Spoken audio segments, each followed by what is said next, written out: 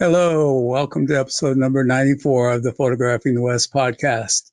If you're new here, I'm Kirby Flanagan, and I'm a wildlife and nature photographer with a podcast, a newsletter, and a nature-based clothing line. Twice a month, I produce interviews with interesting people doing interesting things related to photography. It's a great pleasure to welcome back astrophotographer Matt Dieterich to talk about Milky Way photography. How are you, Matt? Doing well, Kirby. How about yourself? It's fun to be here again. Yep, glad you're back. So for those of you who don't know who Matt is, I'd suggest you go back to episode number 89 to learn about him. But today we're going to talk about Milky Way photography. What are the components of a great Milky Way photograph, Matt? I think what I've learned over the years is getting to a dark sky site. That means far from city lights. So you can still see the Milky Way in places that are out in the countryside near cities. But really what makes photographs special of the night sky, especially the core of the Milky Way that we talk about, is getting far from city lights. And for us Northern Hemisphere shooters, is photographing it in the summertime. And that's really when the core of the Milky Way is up in the night sky at decent hours of the night, not in the early morning hours like it is in springtime. Okay. What is the galactic core and how does it contribute to a great Milky Way photograph? Yeah, the core itself is if you can imagine a way I like to describe it to people is imagine that you take a dinner plate and imagine that as your galaxy. And, if you take the dinner plate and you kind of look at it edge on, we're on one of the edges of the dinner plate, kind of looking back towards the center of our galaxy as a pinwheel. The Milky Way is a pinwheel galaxy, a spiral galaxy. So the core, where the dense star forming regions and the gas and dust are in the center, called the core, or the galactic core of the Milky Way. So when a lot of the photographers go out to shoot the Milky Way, that's a lot of times what they're referring to is the bulge, is the galactic core, where a lot of the interesting areas are to photograph. And there's just a lot of neat targets and objects to shoot there, and makes for a fun, unique photograph. Yeah, it adds a little something to the photograph. I'm not quite sure what it is, but they definitely are better when you can see the core, I think. Yeah. Yep. Yeah. So it's you definitely go ahead. It's definitely interesting. I've seen, so I know one of the talking points was, when can we actually see the Milky Way? And it's funny when you see photographs, the visibility of the Milky Way changes based on your latitude. So if you're in Norway in the summertime, when you get very, very short nights and you're even 40, 50 degrees north latitude, closer to that 50-degree mark, you actually start losing visibility of the core itself. So I've seen photographs from folks up in Norway and those areas over in, the Sweden areas, and even up in Alaska, that sort of thing. You don't get much of the core itself. You kind of just get a band of the Milky Way, which is still cool. But the closer to the equator you get, the Milky Way core becomes more visible and more directly overhead. So the further south you go towards the equator, you get a lot more visibility of it, which is pretty cool. It's funny how latitude plays a big role in photographing the core of the Milky Way. Huh, didn't know that. Good point. You got a picture behind you of Milky Way and more of an arc rather than kind of a straight line. How does that happen? Where do you find that? Yeah, that one behind me was it was a 72 image panorama, and I did it with a 50 millimeter lens. So that one was from Chile in the southern hemisphere. So the core of the Milky Way in Chile, when it becomes the highest, as in as the Earth rotates, the sky will rotate or appear to rotate. But the core of the Milky Way in Chile becomes nearly directly overhead, the galactic core, which makes it so cool to see, because where I'm at in Pennsylvania, you don't get that. The core of the Milky Way is low on the horizon in Pittsburgh because of the latitude. But the arcing panorama shots that you see people shooting is a function of just the stacking, the stitching and blending of photos. So if you want a nice flat horizon in the final image, the software has to kind of bend down the night sky so the horizon stays straight, because I was shooting such a big area of the night sky that's over like 200-degree field of view that I shot for that big panorama. And just the way the stacking and blending works, it folds down the horizon just so at least it looks normal. But of course, the Milky Way doesn't look arced like that in person. Oh, okay. I've seen those shots and always wondered why it looked that way. Yep. So you mentioned summer as being the best time to photograph the Milky Way. What time of night is the best time for summer shooting?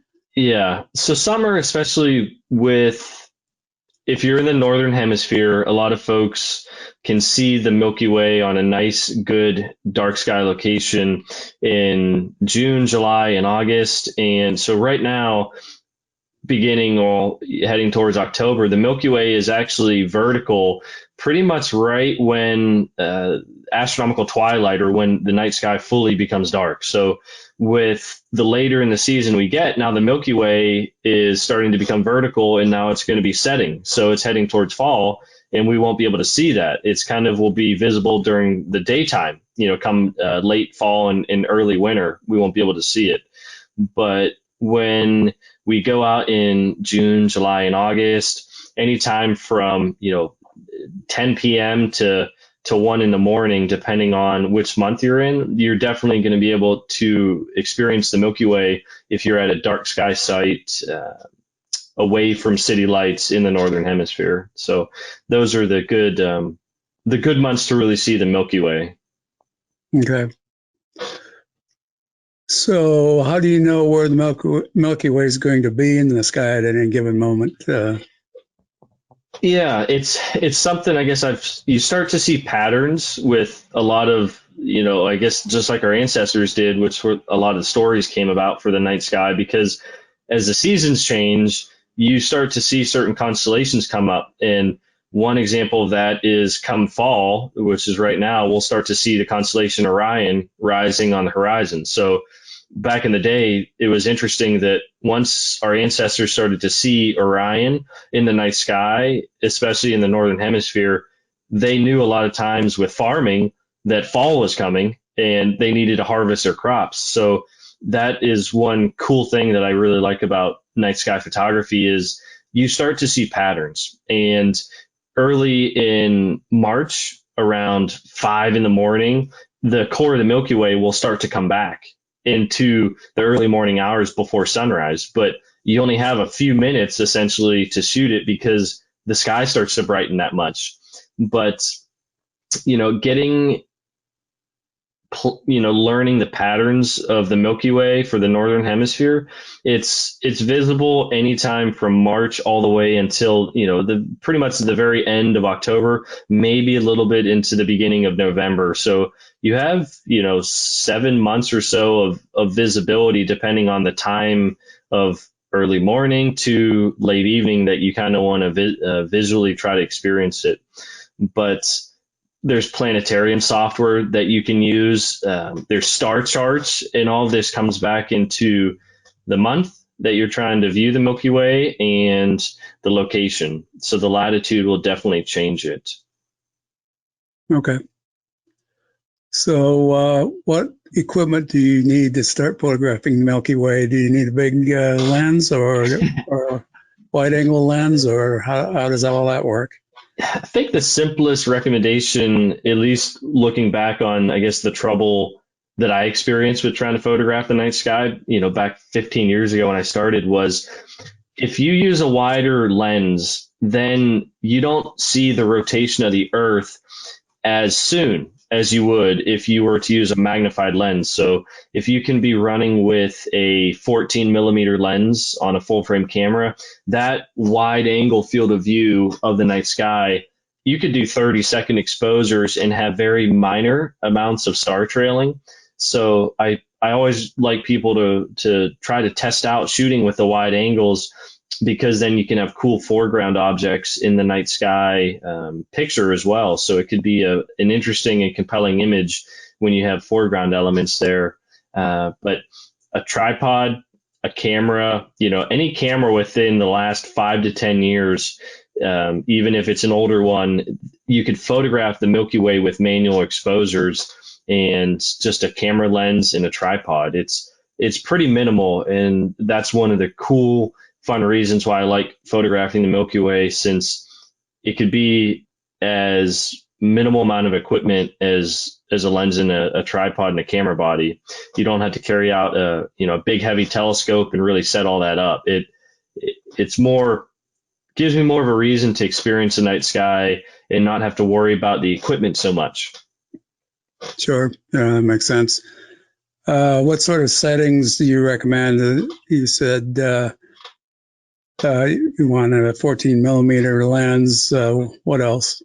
Yeah, usually, say if you shoot with a 14 millimeter lens, I'll do 25 or 30-second exposures with my Nikon cameras, and I'll even shoot up to high ISOs of 6400 or even higher at times, depending on how bright the location I'm at shooting. But if you're at a dark sky site with no moon in the night sky during new moon, then that high ISO will allow you to get high enough exposure values for the darks in the image and really allow you to bring up a lot of detail, even in the ground, with the ground being very dark and not illuminating it. So 30-second photos, ISO 6400 with that 14 millimeter lens that I've shot with for many years is a great starting point. And f2.8 lenses or even f1.4 lenses that are available now, like the ones from Rokinon or Sigma that are 24 millimeter lenses. I've shot a lot of night sky images with that f4 lens because it collects so much more light than f2.8 that it allows for a lot more detail to be recorded in a shorter exposure. Okay. And how do you recommend composing a Milky Way shot?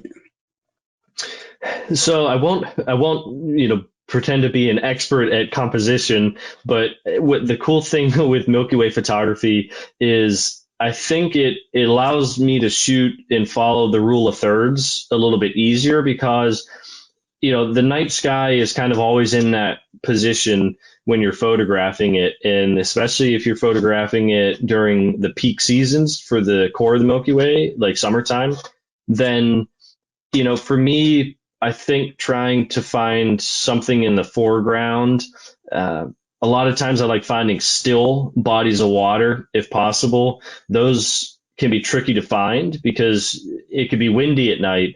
But if you could find cool objects in the foreground, you can get awesome star reflections in lakes and ponds and puddles, or even cool rock formations, like shooting out in Utah or, in the mountains out west. There's a lot of interesting spots that can help you relate the experience of being in the mountains or the desert with the night sky in relation to the landscape. I think that's one of the cool things about nightscape photography that's possible now that 10 years ago, it wasn't really possible with the camera technology yet.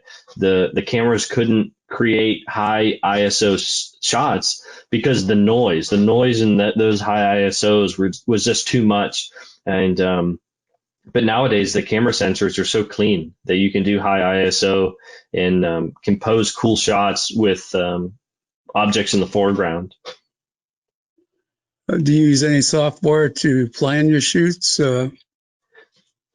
Yeah, I think one of the coolest pieces of software that is not even that expensive. One of them is called Photopills, and I use that it has this awesome augmented reality that basically, just like if you're using your phone to take a photograph, like you're seeing the scene, you could be using Photopills the augmented reality and change the timing of what you're looking at. So if I want to photograph the Milky Way rising over, say, a certain landscape or a certain landmark, like a lighthouse or something unique, that you could just get onto the site and start doing scouting. And knowing that the Milky Way usually rises in the southeast and will kind of track across the night sky to the southwest, then you can find that area and just plan, be like, okay, I could be here at a certain time of night, and that Milky Way will be right vertical, or it'll be nice low on the horizon.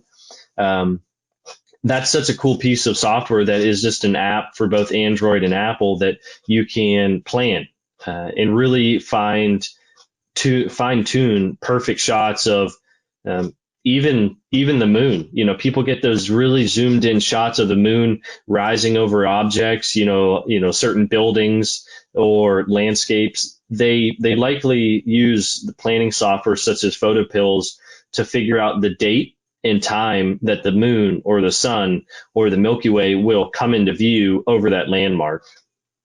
But that's definitely a good piece of software that I recommend folks check out. It's simple to use and could really help make scouting locations for a cool photograph possible. Yeah, beats standing around waiting for something to happen. Yeah, exactly. Especially if you're, just scouting out a location for the first time. But you start, like I said before, you start to see patterns in the night sky. So I definitely recommend, if you get out and enjoy the night sky, you'll start seeing year after year, when the Milky Way will come up and when it'll set, but you have quite a few months window when you could view the Milky Way. So it's not a blink of an eye experience. Luckily, you have a lot of time to plan and scout and learn where you want to shoot. Sure. So talk a bit about your post-processing. How do you do that with the Milky Way shots? What I found, and even when I started back shooting astrophotography, 15 years ago, I started shooting with a telescope. So, and then I transitioned to shooting the nightscape style because I'd be out there with a telescope and the Milky Way would be there at my one site in West Virginia. And I wanted to show people what we were seeing, what the behind the scenes shot kind of, and the editing that I started to do was to make it as realistic as I can to the experience that I saw under the night sky. And a lot of times I'll selectively grab the night sky. And when you take those long exposures, the sky is always a little bit brighter than it was in person because the long exposure will record so much more light than the human eye. So I'll select the night sky and then I'll make a new layer in Photoshop and then I'll adjust the night sky and I'll leave the foreground totally separated.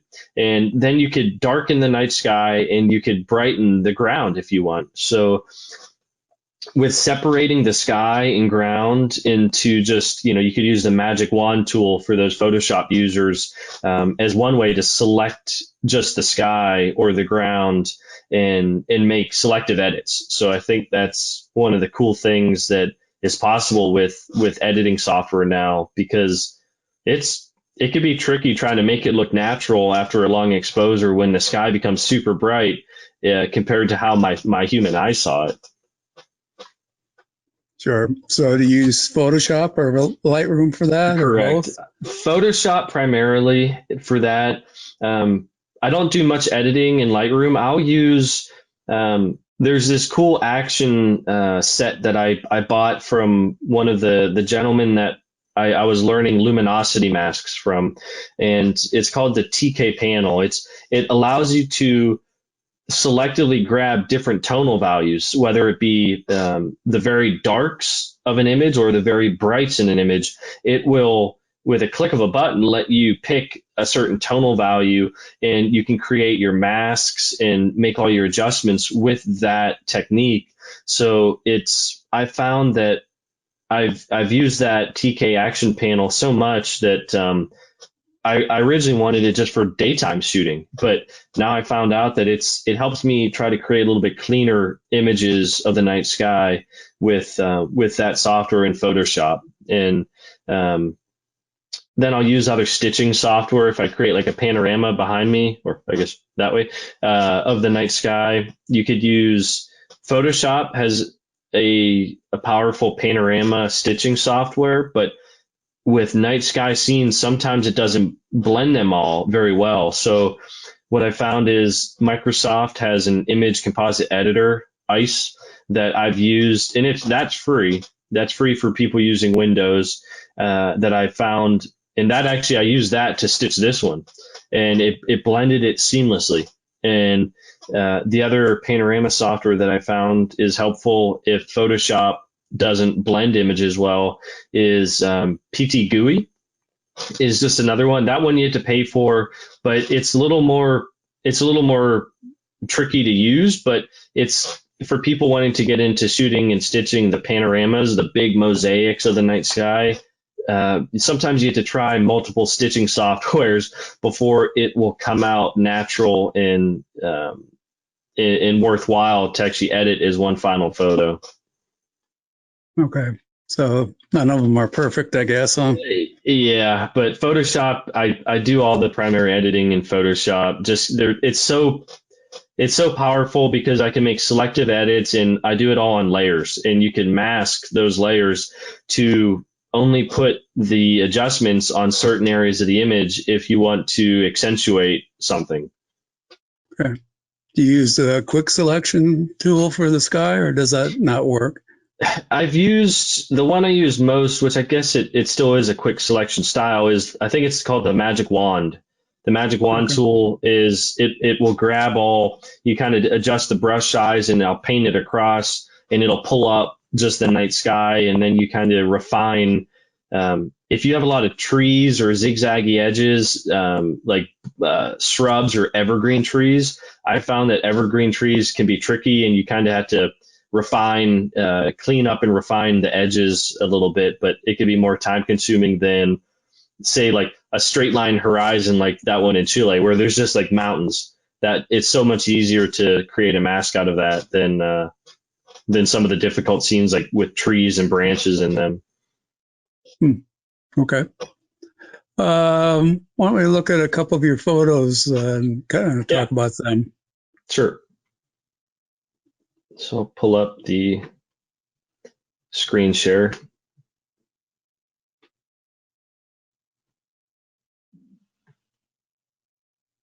All right. So let's see if it shows this. So that's the one you have behind you. This was a newer one from Craters of the Moon National Monument that I shot. So it's showing the arcing Milky Way, and comet Neowise was there on the horizon, and we were up atop this plateau called Inferno Cone, and it's one of the cinder cones at Craters of the Moon National Monument in Idaho. But one of the cool things I like about panoramas is you can really put the scale of the night sky in perspective, in my opinion. So that's one of the fun things, and you could start seeing a lot of the different objects in the night sky. You know, like if we zoom in, you could start to see not only our galactic arm, this is the galaxy of our arm, and there's some cool hydrogen areas that are nebula, just kind of hydrogen gas and dust. But one of the cool things with panoramas is just the resolution that you can get. And this is a smaller image that I can press down. So on the original image, you could zoom in a lot, but this is the Andromeda galaxy. That's another galaxy in the middle of this photo here. That's one of the closest ones to us. And of course, you have Comet Neowise on the horizon, and then the core of the Milky Way on the right-hand side. So that was one of the funnest ones to shoot from the park, especially with the fact that the comet was visible. It was one of my ones that I enjoyed shooting the most, and created quite a few prints out of it for people. Yeah, I can see why. So do you have to do any color correction for the Milky Way or the scene itself? For this one, what I do is I use I guess it's the gray point eyedropper tool. And I'll find when I start doing my editing of the night sky in the panoramas, I'll find an area of background sky because the further away from the Milky Way you get, if you could find a dark area, and I'll color balance on that to kind of create a neutral, align all the RGB channels. And if you use the gray point eyedropper tool in levels or curves, or Adobe Camera Raw, you can just zoom in and click to color balance if the color balance becomes off a little bit. And I'll just do that up in the dark portion of the sky where there's no Milky Way, or in this case, this green was air glow, and that's an atmospheric phenomenon from solar radiation that gets absorbed by oxygen molecules, and at night it'll give off this glow that the camera can pick up. So I wouldn't want to color balance on the green because it will throw off the color balance for the rest of the image. But if you find a neutral area, blank sky, that's where I like to color balance and set the gray points. And from there, the colors become, to me, as natural as I can kind of keep them, and continue editing from there. Okay. So the Milky Way, if you're in a really dark area, it looks like you get some reds in it in addition to the other colors. Yeah, and I was using a special camera. I had a modification done to the piece of glass that's in front of the camera sensor. So the camera lets in more of what's called this hydrogen alpha. That's just the wavelength that these emission nebula, those are just the objects that are seen here, these red areas. Those are hydrogen emission nebulae that are just giving off red portions in the visible spectrum. And stock camera bodies that don't have the modification done, that red doesn't come through as much because it's actually being blocked by the filter in front of the camera sensor that all cameras are shipped with. So the modification lets you record more of that red color in the night sky that are in hydrogen areas, which are quite a lot. Hydrogen is the most abundant element in the universe. So there's a lot of a red nebulae out there to photograph, which is cool. Yeah, I didn't know that. I know that sometimes you have to take that piece of glass off to do IR photography, but I didn't know about astrophotography. Correct. Yeah, doing those modifications opens up a cool new perspective on those targets. You can still see them with a regular stock camera, but the modification allows, I think it's 90 plus or more % of that light to come in. So you're able to record pretty much all that hydrogen color that the original stock camera would be blocking. So it makes it pop a little bit more when you edit, which is cool, especially when you get to a good dark sky location to see them. All right. Yeah, very cool. Do you do any compositing? So you expose for the foreground and then for the sky, or you do that in post?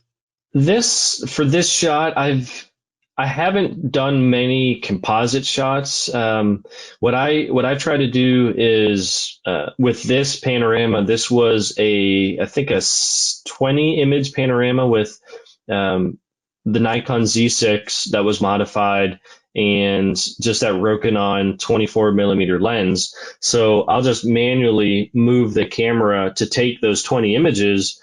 And as you can see, the ground was very dark because it was a dark location. So I had some lights that kind of illuminated. There was a couple other people shooting there that night. So I think maybe some of their headlamp illuminated the bush a little bit there. But I thought that kind of looked cool, so I left it in. But, with composites, I mean, people can be as creative as they want with, I've seen folks shoot the night sky at one location, and some will like to blend in that night sky into a different scene to kind of create their own artistic vision of space art or whatever they may kind of feel like creating. And I've seen more of that come into play with digital editing.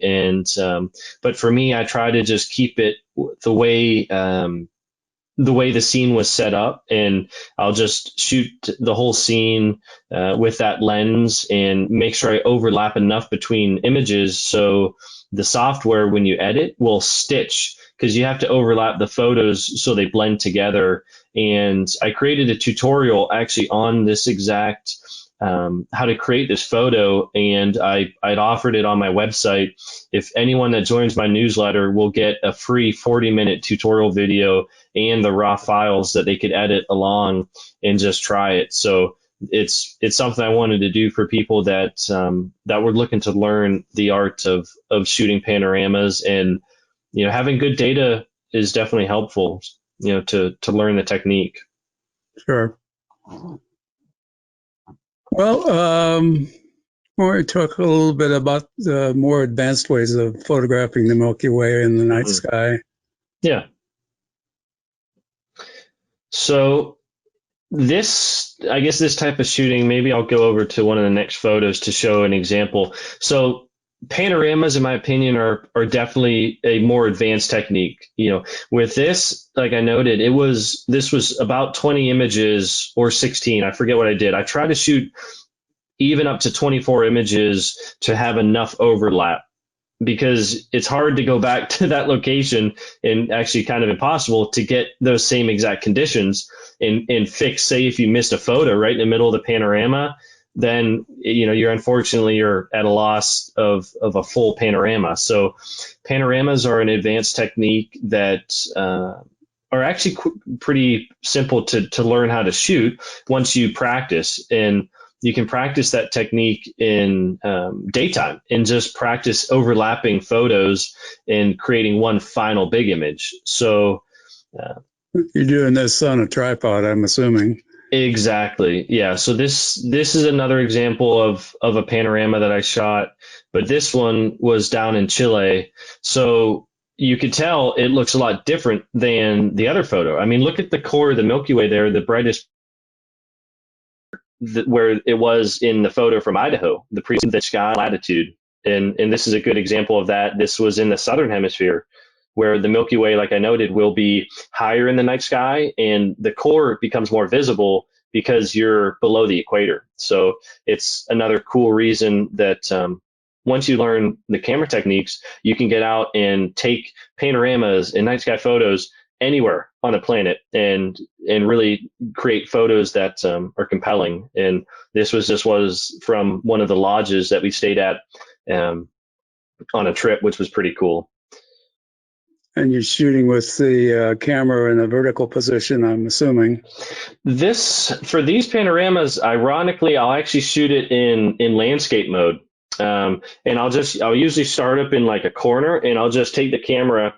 In each photo, I'll just move it down a little bit, and you kind of watch and just overlap each photo while you look. You could just watch a certain star and then just move it down to make sure that that's still in the field of view, because you want to overlap about 30% between photos, because you can imagine that if you try blending those photos, the software can't recognize a photo against another photo if there's not another portion of the overlapping image for it to recognize. So it blends based on the overlap between photos. So I guess my rule of thumb is try to overlap more than you think you do, because then you have the data. You like I noted, you can't go back and shoot the same exact scene once you get home after, say a 4,000 mile trip to go shoot somewhere. But I've done a few portrait orientations if I'm just doing like a horizon scene of the Milky Way. But with these photos, I really like doing portrait style or landscape style, and just moving it down and overlapping the camera frames just so they can blend together and have a final image as well this was 20 to 24 images of the night sky, big field of view. So you're doing a vertical panorama in essence, I guess, huh? Essentially, and it comes down to my end goal is that I want these usually in 4:6 format, or I think in this one this was a 3:2 style, which I guess same thing, but it depends on what orientation, like if people want to create prints. So with that style of panorama shooting, it gives you enough area to crop in and create that 3:2 size image ratio and create cool prints of the night sky. Because for me, a lot of times that's the end goal when I think about shooting something is shooting it so I can create a good a standard size aspect ratio that could be turned into a photograph and hung on the wall. So do you have to do multiple rows, or are you just doing one row and then going down vertically, if that makes any sense? Yeah, so you could do it, I guess, either or. For me, I like starting, if I say for this image, I started at the top left of the photograph, and then I just go straight down in a column, and then I shift over, and then I go straight up. And then, I just go column, and then I shift and keep going. So you could break this down into, I usually do 4 images in a column, and then 6 rows of those. So that's how I'll get the 24 images of that night sky scene. So as long as you overlap enough, Photoshop or Microsoft Ice or PT GUI, those softwares can see the pattern and they could blend them. And then a lot of times you have to correct for the horizon, like I had to do in that Atacama Desert shot, to get the horizon nice and straight and level. Okay, how do you keep all those straight so you know how to blend them? Yeah, well, that's what's cool nowadays with at least my Nikon, and I think Canon and probably Sony, on your camera LCD, you can change the info button so it gives you that the bubble level style. Basically, you can see make sure that your camera is not tilted to one side. On my Nikon, when I'm level, it'll show the tilt, right? It'll show it in yellow, and when I'm green, I know I'm level. So all I'll do is I'll keep the camera up at the very high, just camera, tripod, and ball head. That's all I use for this. And I'll just aim the camera up. And then once I'm done with that 20 or 15-second photo, I'll move it down and overlap it 30% and watch that level on the live view and just make sure I keep it level. And, that's such a wide field of view. As long as you don't have the camera tilted by, 60 degrees between photos, you'll be able to overlap all the photos and keep it relatively uniform and level by just watching the back screen digital kind of level they already had built into the camera, which is cool. Okay. And then when you get into Photoshop, you have to align each vertical first and then the horizontal, or how does that work? Luckily, it's as simple as grabbing all the photos that you shot and pulling those in. For me, I pull them in with Adobe Camera Raw, and then I'll kind of make my white balance adjustment, and I'll remove the camera vignetting with the lens profiles. So you could profile out the vignetting, which is the dark ring around the images, because you can imagine that all those images will have a lot of different vignetting. So you want it to be uniform. And when you remove the vignetting, that's going to make it as uniform as possible to create essentially one massive photo. And, Photoshop has that, the photo merge, which is their just blending of the images, that it's pretty automated. I don't have to manually move anything. I just pull in the photos and remove vignetting and color balance. And then I run I think it's under File, Automate Photo Merge, and it'll ask me to open the photos and run them. And if I find after it blended them together that sometimes a photo will be missing, it won't recognize a certain photo, and then If that doesn't work, I'll try the other blending softwares for panoramas like Microsoft Ice or PT GUI until I can hopefully get an image that is ready to edit as one final main image like this one. Okay. So do you have to worry about the night sky moving when you're taking long exposures like that and taking multiple ones? Surprisingly, and I thought about this same question that you asked when I started, but surprisingly, since the lens is such a wide field lens, that any movement in the night sky is actually, it doesn't hurt the image. And to shoot, 20 images, that are 15 seconds each, if I'm using my 24 millimeter lens at f1.4, then the minimal movement doesn't affect the blending process. And that goes back again to shooting a few more photos around the edges than you might think you want, because you want to crop in to the end photo. For me, that's the end goal, is to create a print that I could put up for people to hopefully hang on their walls, or for me to print and hang on the wall. So you want to just overlap enough and shoot. So that's the minimal sky movement. I've never seen it affected, especially with just 15-second photos. It'll take 15 to 20 minutes to shoot that whole field of view. So it's a little bit of time, but not enough to affect the photo. Okay, good to know. Yeah. So if somebody wants to do more advanced photos in terms of using a longer lens or using a telescope, where do they start?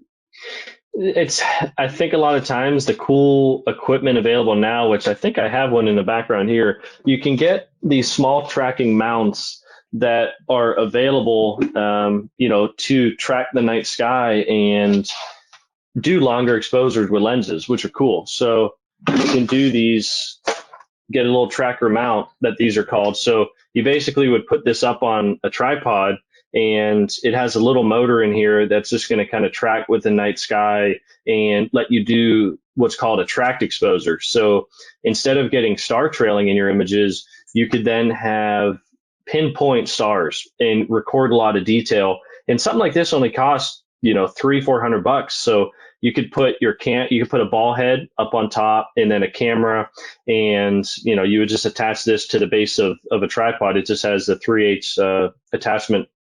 So that's something that you could get into and shooting with 50 millimeter lenses, or I even shot comet photos from the park with my 70 to 200 millimeter lens. So you could put heavy equipment up on that rig, and it could track the night sky. You just have to align it and let it do its thing. It's pretty cool. But that's a basic entry level way to learn about tracking the night sky and doing what's called polar alignment, because that tracker needs to be aligned towards the celestial pole.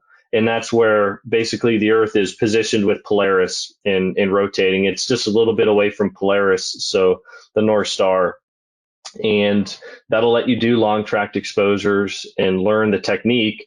And then eventually people like to be upgrading a lot of times to getting a telescope in larger equipment. But there's a lot of good resources on YouTube and online for learning about that type of astrophotography. And of course, I'm happy to make myself available for people with that question as well, since I've been shooting with telescope gear for 15 years now. It's been that long. So, but it's cool. These little tracking mounts, they've become so economical and affordable and portable. I mean, they're just, it only weighs 5-6 pounds or something, that you can put that in a backpack and hike to dark sky locations and not have to worry about carrying super heavy equipment. Yeah, those are really cool. And as you say, reasonably affordable for most people anyway. Yeah, absolutely. So if people want more info about Milky Way photography, where should they go? Well, like I noted, there's a lot of great resources on YouTube, on what's called deep sky astrophotography. If you want to get into the telescope side, I've made some free tutorials on my website for the panorama shooting, this nightscape style, but also for the telescope astrophotography. And there's a lot of other great photographer websites that are out there that you can learn from and gain aspects of new techniques and tips and tricks. So I think that's one of the best things about the internet now, that you can really find cool examples and mentors to learn from. So, but happy to offer any advice people have on my website, and especially that panorama tutorial that I had for this one is up on my website for anyone that wants to join the newsletter. You get the free tutorial video on how to edit this, and then also how to download the raw files that people can edit along and learn the technique while I go through it on the video that they get. So there's a lot to learn out there, and a lot of resources. I think that's one of the coolest things about the hobby now. Yep, for sure. So remind everybody where your website is. It's just mattdieterich.com. So you have the name there. Yep, just mattdieterich.com. You could check out the newsletter, get that tutorial, and also find some of the newer shots up on Instagram. And I have quite a few YouTube videos that I've made to just try to help and share. And my goal is to get people out under the night sky and into nature and share the experience. Sure. Well, I'll put some of those in the show notes and make it easier for people to find. Yeah, it's excellent. So thanks, Matt, for a great podcast. Lots of good info there. Show notes can be found at www.flanaganphotos, spelled FlanaganPhotos.com, along with all episodes of the Photographing the West podcast, both the audio version and the video version. Or you can find the audio versions in iTunes and most RSS feeds, including the new Amazon Music feed. Or you can check us out at YouTube as Flanagan Photos. We'll be back on November 15th with another episode. Bye for now, and we'll talk soon.